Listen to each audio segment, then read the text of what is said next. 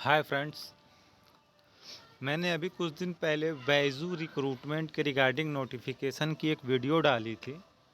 जिन्होंने अगस्त 2021 में बीडीटी business development trainee और बिजनेस डेवलपमेंट एसोसिएट के लिए अप्लाई किया था बैजू के लिए।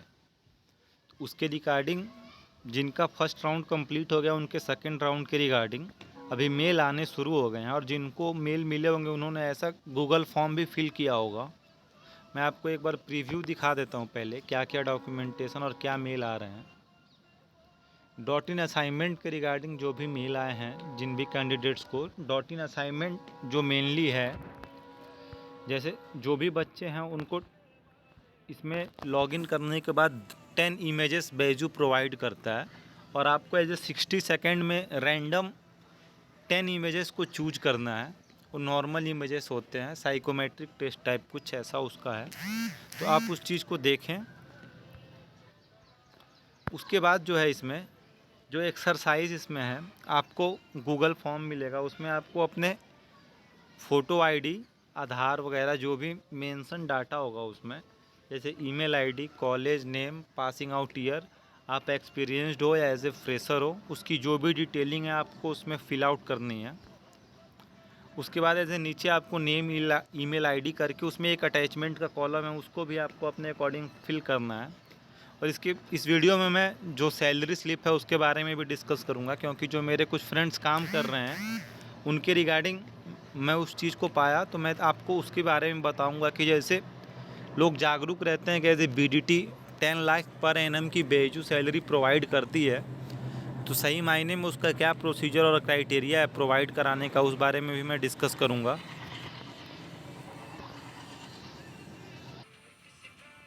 ये सैलरी स्लिप है बैजू की, आप इसमें देख सकते हो जो नेट पे है, नेट पे अमाउंट 17,000 है, और ये लेटेस्ट पे स्लिप है मार्च की 2021 की। इसमें आपको सैलरी स्लिप में एम्प्लॉई कोड, एम्प्लॉई नेम जो भी मेंशन डाटा होता है, इसकी बेसिक सैलरी देखें आप 21,250 रुपीज़ है। हाउस रेंट अलाउंस 1,063 रुपीज़ है। स्पेशल अलाउंस 888 रुपीज़ है। टोटल आपका 23,201 रुपीज़ सैलरी बनती है। लेकिन इसके आगे मैं बताता हूँ जो भी मेंशन डिडक्शन होते हैं, डिडक्शन होने के बाद नेट पे अमाउंट जो इस बंदे के सैलरी में हुआ है वो 17,000 रुपये इसके अकाउंट में नेट पे हुआ है। आप देख सकते हैं इसमें एक्चुअल अमाउंट जो सारा कैरेक्टरिया इसमें है 17,000 रुपीज़ है। इसमें जो डिडक्शन हुए हैं वो मेनली EPF कॉन्ट्रीब्यूशन होते हैं जो 1,510 रुपीज़ के होते हैं, और जो प्रोफेशनल टैक्स कटता है एम्प्लॉय का वो 200 रुपीज़ है। तो 1,710 रुपीज़ डिडक्शन हो जाते हैं। उसके बाद उसकी नेट पे सैलरी जो भी है वो उसके क्रेडिट हुई है। ये आप देखिए, मैं आपको ये अपने टेलीग्राम चैनल पे, अगर जो भी बंदे इसके रिगार्डिंग कंसीडर रखते हैं या उनको कुछ जानने में ऐसा है, तो मैं टेलीग्राम चैनल का लिंक नीचे प्रोवाइड कर देता हूँ। आप डायरेक्टली जैसे ईमेल ऑनलाइन ऐसे इस चीज़ को प्रोवाइड करना सही नहीं है, तो मैं आपको डायरेक्टली अपने टेलीग्राम चैनल्स पे आप मुझको एज ए पर्सनली कमेंट या एज ए मेल करके आप उस चीज़ को प्रोवाइड कर सकते हैं। और जिनको फर्दर ऐसे कोई गाइडेंस प्रोवाइड या लेना है, उनको कुछ भी गाइडेंस चाहिए उन्हें, जिन्होंने बैजू BDA अगस्त का एज ए फॉर्म फिलअप कर रखा है, या फाइनल राउंड से रिलेटेड या फर्स्ट राउंड से रिलेटेड, या उन जिन्हें ये जानना है कि डॉट इन असाइनमेंट क्या होता है, क्या प्रोसीजर है उसका, कैसे आप उस चीज़ को क्लियर आउट करते हैं, उसके बाद फाइनल जो ऑफ़र लेटर आता है उसमें क्या क्या मेंशन होता है, वो सारी डिटेल्स मैं आपको प्रोवाइड कर दूंगा। आप इसमें हम आपको ये दिखा देते हैं, आप एक बार इसको क्रॉस चेक कर लें सही से। बाकी जो क्वेश्चन इंटरव्यूज़ में आते हैं वो मैं बता देता हूँ। जो इंटरव्यू के क्वेश्चन होते हैं, मेनली इंटरव्यू का क्वेश्चन, जैसे इसमें ज़्यादातर बीटेक ग्रेजुएट्स जो टेक्निकल डोमेन से हैं वो इसमें हायरिंग के रिगार्डिंग स्विच करते हैं, तो उनसे सबसे पहले ये क्वेश्चन तो ऑब्वियस सी बात है राइज होता है कि आप टेक्निकल डोमेन को छोड़ के आप सेल्स एंड मार्केटिंग में क्यों आना चाहते हैं। लेकिन मैं स्टार्टिंग से बताता हूँ क्वेश्चंस जो मेनली होते हैं, जो हाईलाइटेड क्वेश्चन है बैजूस के तरफ से। इंटरव्यूअर सबसे पहले ये पूछता है introduce me about your self, जैसे आपको अगर अपने बारे में कुछ इंट्रोड्यूस करना है, तो मैं एज ए आपको क्या आंसर होना चाहिए, मैं आपको अपना एक प्रॉपर गाइडेंस और उसके रिगार्डिंग क्या आंसर होना चाहिए वो आपको बताता हूँ. Like, introduce me about yourself, then your answer will be, it is the most common interview question you all know that asked by interviewer almost in every job interview. So this type of interview question aims to know about you and your past professional history. जैसे आपने इसके पहले अगर आप experienced हो तो आपने इसके रिगार्डिंग पहले जो भी एक्सपीरियंस गेन कर रखा है वो किस डोमेन में कर रखा है, आईटी, सीएस या सेल्स में कर रखा है, फाइनेंस में कर रखा है, मार्केटिंग में कर रखा है, जर्नलिज्म में कर रखा है, जो भी कैटेगरी में आपने कर रखा है आप उस चीज़ को मेंशन आउट करोगे. And a candidate must hunt for the job position you are applying to and what you like about the job by listing few accomplishment which should directly connect to the job role. Like जैसे आप suppose that आप कुछ ऐसा sales में अगर आप BTech कर रखे हो तो आप सेल्स में क्यों आना चाहते हो, तो आपको कुछ ऐसे डेली लाइफ सिनेरियो कि वाकई में आप उस चीज़ के लिए इंटरेस्टेड हो या नहीं हो, आपको ऐसे इंटेंशनली उस चीज़ को प्रूव करना पड़ेगा ताकि जो इंटरव्यूअर है वो आपके प्रति कंसर्न हो और आपको वो समझ सके कि हाँ ये जो बंदा है वो वाकई में इस चीज़ के लिए इंटरेस्टेड है. सेकंड क्वेश्चन जो होता है, what do you know about our company. जैसे जो भी इंटरव्यूअर है वो ये पूछेगा कि आप बैजूस में अगर आना चाहते हो तो आपको इसकी बैकग्राउंड प्रोफाइल भी बहुत अच्छे से पता होगी, क्योंकि एक एजुकेशनल टेक जैसे Vedantu, Byju's, white head junior, ये एजुकेशनल साइट्स हैं तो इनकी वर्किंग कल्चर क्या है उस चीज़ के बारे में. और बाय द वे अगर आप बैजू के लिए इंटरव्यू देते हो तो मैं आपको ये सजेस्ट करूँगा कि आप एक बैजू का सबसे पहले ऐप इंस्टॉल कर लो, क्योंकि आप जब बैजू का ऐप इंस्टॉल कर लेंगे तो आपको उसके क्या background, interface, Baiju application work कैसे करता है, तो जब आप इंटरव्यू देंगे उसके रिगार्डिंग तो आप इजीली अपने इंटरव्यूअर को कन्विंस कर सकते हैं उसके लिए, क्योंकि आपने उस चीज़ को काफ़ी अच्छे से आप अगर यूज करेंगे तो आपको खुद उस चीज़ के रिगार्डिंग पता चल जाएगा क्या है नहीं है. तो जब इंटरव्यू क्वेश्चन पूछे जैसे what do you know about our company, then we have to answer like, to answer this type of general interview question like a candidate must search about the company by visiting the company's official website. आप बैजू के official website पे जाएं और उसका क्या भी background profile है आप उसको एक बार क्रॉस चेक कर लें. Then after by checking website and can also acquire information from the social media sites of the company. Like Byju's हैं और उसके अकॉर्डिंग जो रिव्यू देने वाली वेबसाइट हैं जैसे ग्लासडोर है और भी कई साइट्स हैं जो जिन्होंने एम्प्लॉय ने काम किया तो उन्होंने एक अपना रिव्यू दे रखा है कि सैलरी स्ट्रक्चर क्या है, उस पर वर्किंग कल्चर क्या है. जैसे कई लोग ऐसे यूट्यूब पे आपको मिल जाएंगे कि हैक्टिक है कि नहीं, तो वो उनके एबिलिटी के ऊपर डिपेंड करता है कि हैक्टिक है कि नहीं है.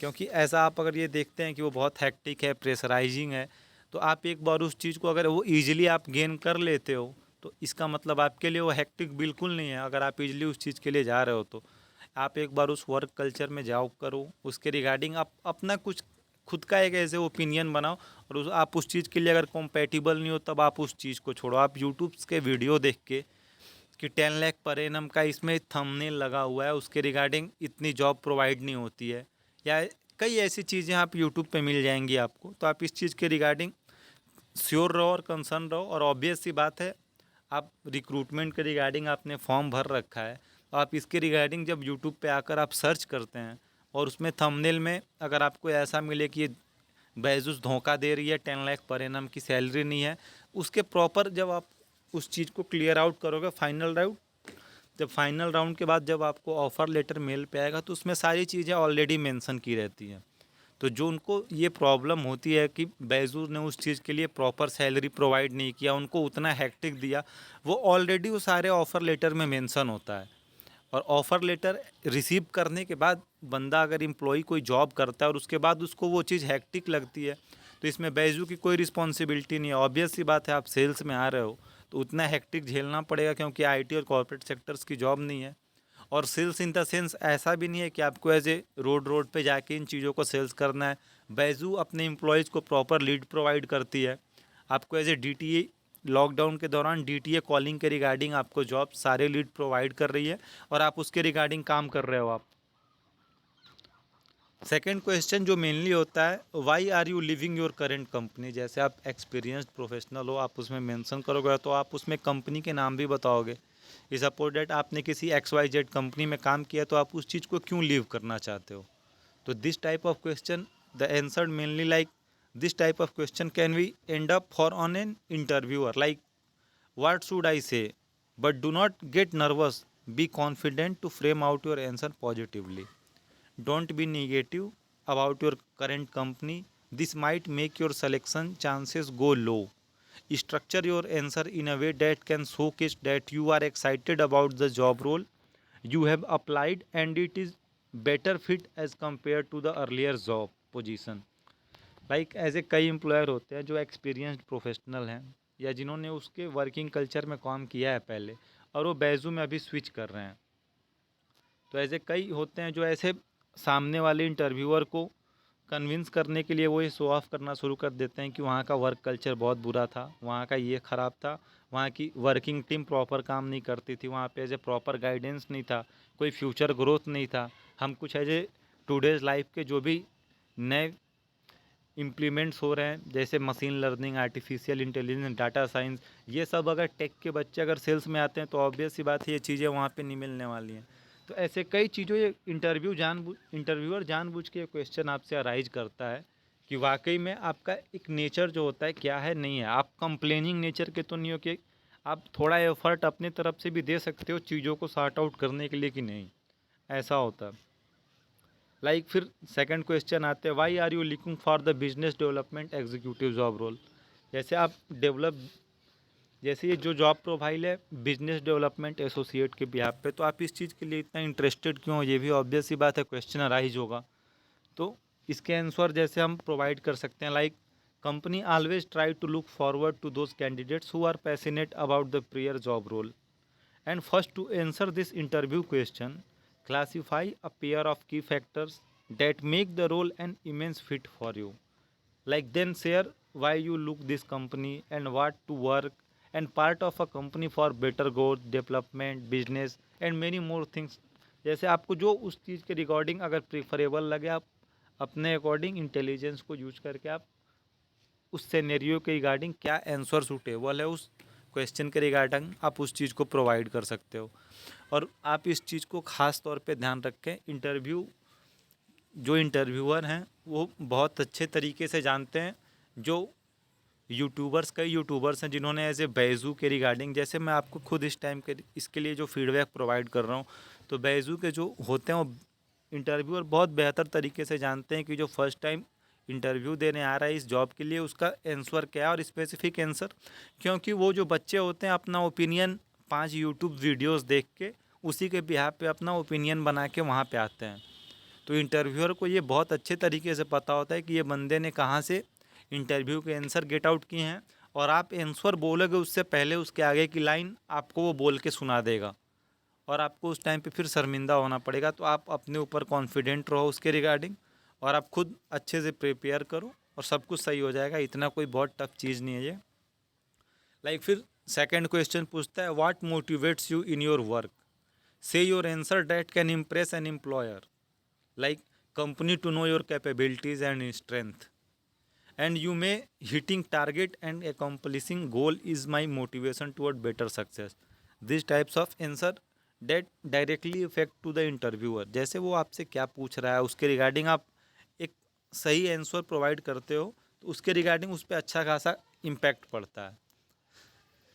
इंटरव्यू के बाद जो सेकंड थिंग होती है, जो टेक्निकल बंदे जैसे जिन्होंने बीटेक कर रखा है, जिन्होंने टेक्निकल डोमेन में अपनी ग्रेजुएशन कंप्लीट कर रखी है, उनसे कुछ ऐसे ग्रेजुएशन के भी क्वेश्चन पूछे जा सकते हैं। जैसे बीटेक CSIT डोमेन के जो बच्चे हैं जो इस सेल्स डोमेन्स में आना चाहते हैं तो उनसे ईजिली ये क्वेश्चन अराइज किया जा सकता है। लाइक वाटरफॉल मॉडल्स क्या होते हैं, वी मॉडल क्या है, बिग बैंग मॉडल क्या है, स्पाइरल मॉडल क्या है, इटरेटिव मॉडल क्या है, all this like networking, IP addressing, their size. It's not necessary, कोई ज़रूरी नहीं है ये कि ये पूछा ही जाए, लेकिन इंटरव्यूअर के ऊपर डिपेंड करता है। आप टेक्निकल से स्विच कर रहे हो तो आपके पास एक जेन्युइन रीज़न होना चाहिए कि आप क्यों स्विच कर रहे हो। और आप स्विच कर रहे हो तो ऐसा तो नहीं है कि आप अपने जो 4 साल जिन्होंने डिग्री कर रखी है, आप जिस डोमेन में आपने कर रखा है, अगर आप पे उस चीज़ की पकड़ नहीं है तो फिर आप इसमें भी एज ऑब्वियस सी बात है बेहतर उस चीज़ के लिए साबित नहीं होंगे आप। तो आप जो प्रीवियस और जो नॉर्मल नॉलेज है अपने डोमेन के रिगार्डिंग वो आपको होनी चाहिए, क्योंकि इंटरव्यूअर कोई भी क्वेश्चन अराइज कर सकता है। और भी आगे आने वाली जो भी अपडेट्स होंगी ऑफ़र लेटर के रिगार्डिंग मैं आपको कुछ दिन में प्रोवाइड कर दूंगा अपने वीडियोस के द्वारा। ऑफ़र लेटर्स में क्या सैलरी स्ट्रक्चर है, जो बीडीए या बीडीटी जॉब करते हैं उनके रिगार्डिंग फर्दर क्या टारगेट उन्हें दिया जाता है, जो बेजूस के रिगार्डिंग लीड मिलती हैं वो कैसे प्रोवाइड की जाती हैं, फॉलोअप वगैरह जो भी प्रोवाइड होते हैं, जिन्होंने एक्सपीरियंस कर रखा हो सेलअप्स में तो उन्हें पिचिंग फॉलोअप क्या होता है, आरटीपी रिफ्यूज़ टू पे कैसे करना है, उसके बाद एनसी अगर कोई कस्टमर नो कॉन्टेक्टेबल नहीं है तो नो कॉन्टेक्टेबल, जो भी फॉलोअप के प्रोसीजर्स होते हैं मैं आपको फर्दर वीडियोस में प्रॉपरली आप टेलीग्राम चैनल पे अगर आप आके कमेंट करते हैं, जो भी आप फर्दर इसके रिगार्डिंग जो भी पीडीएफ या मेरे से जो भी हेल्प हो पाएगी मैं आपकी करूँगा। आप टेलीग्राम चैनल्स पे जाके डायरेक्टली मुझे मेंशन कर सकते हैं, उसके लिए जो भी आपके इशू या जो भी कमेंट्स हैं आपके, आप कमेंट्स में डाल दो और अपने ईमेल आईडी को ड्रॉप आउट कर देना, क्योंकि ऐसे डायरेक्टली इस चीज़ को डिस्क्लोज करना कोई ऐसी अच्छी बात नहीं है।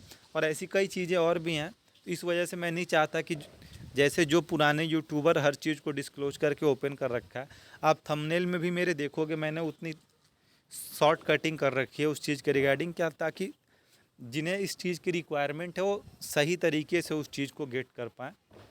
तो आप मेरे को कमेंट या ऐसे मेंशन कर देना अपनी ईमेल आईडी, और आपकी जो भी क्वेरी होगी आप मुझे अराइज कर देना, मैं आपके उस चीज़ को सॉर्ट आउट कर दूंगा। बाकी मेरा फ़ोन नंबर है, आप उसके रिगार्डिंग भी क्वेरी कर सकते हो डायरेक्टली, इसमें कोई इशू नहीं है। और बाकी जो फर्दर इंस्ट्रक्शन या जो भी होगा मेल में ऑफ़र लेटर वगैरह के रिगार्डिंग क्या क्राइटेरिया होते हैं वो आपको मेल पे प्रोवाइड कर दूंगा। Thank you.